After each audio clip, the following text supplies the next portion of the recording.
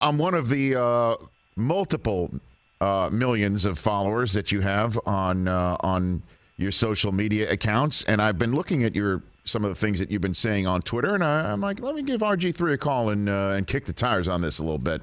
And we'll start with a tweet that you put out a few days ago that you believe, because of the way that the Dolphins have retooled their team in a way and added the cheetah, Tyreek Hill, that Tua is going to take a big leap this year. What makes you think that, Robert?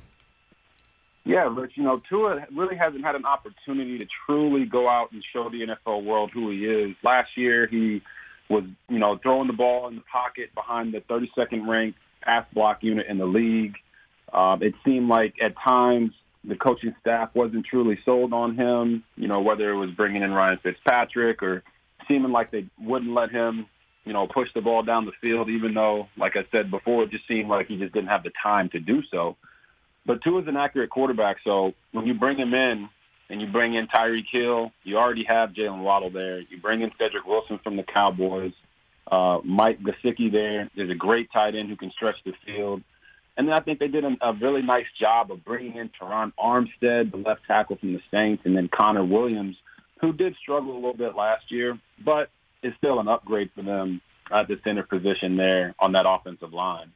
I just think that they put so many weapons around Tua, and they brought in an offensive-minded head coach in Mike McDaniel, that Tua's got one or two options, right? He's either going to prove that he's the guy this year, or he's going to prove that they need to draft a quarterback next year. So I'm on the side of I think they'll take a big leap, because I don't think he has a choice with all the weapons that they brought in for him.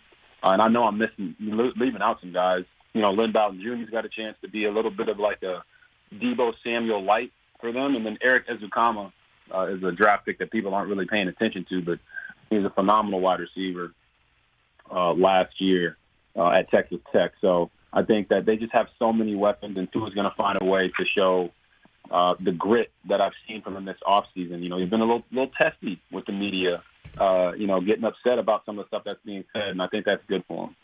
Well, I mean, what does it look like? What does success look like for Tua? What does the big leap look like? I mean, numbers-wise and wins-wise. What does that look like for you, Robert? Yeah, I know. Everyone wants to go to numbers and wins. Yes. Like last year, Tua had 16 touchdowns and 10 picks. I think if he goes 25 touchdowns, 7 interceptions, I think that's a great year for Tua.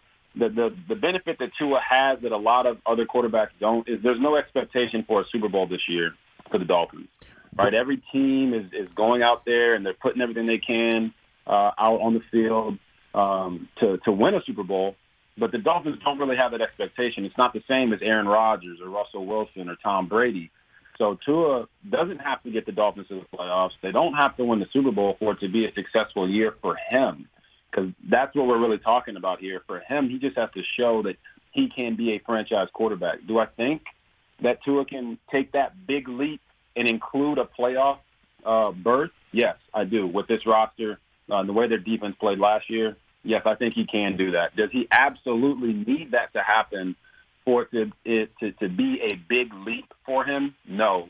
I think if he just shows that he is that guy, I think the Dolphins will be very happy with him. Well, that's a very nuanced take, and I greatly appreciate it, because that's what I'm all about, too. But right now, Robert, you and I are in the mosh pit of sports talk radio.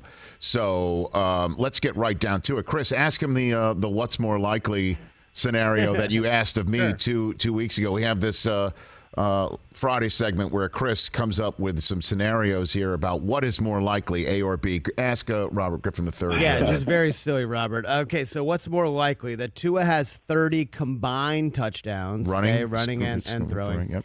Or he struggles and Tom Brady is a Dolphins quarterback in 23?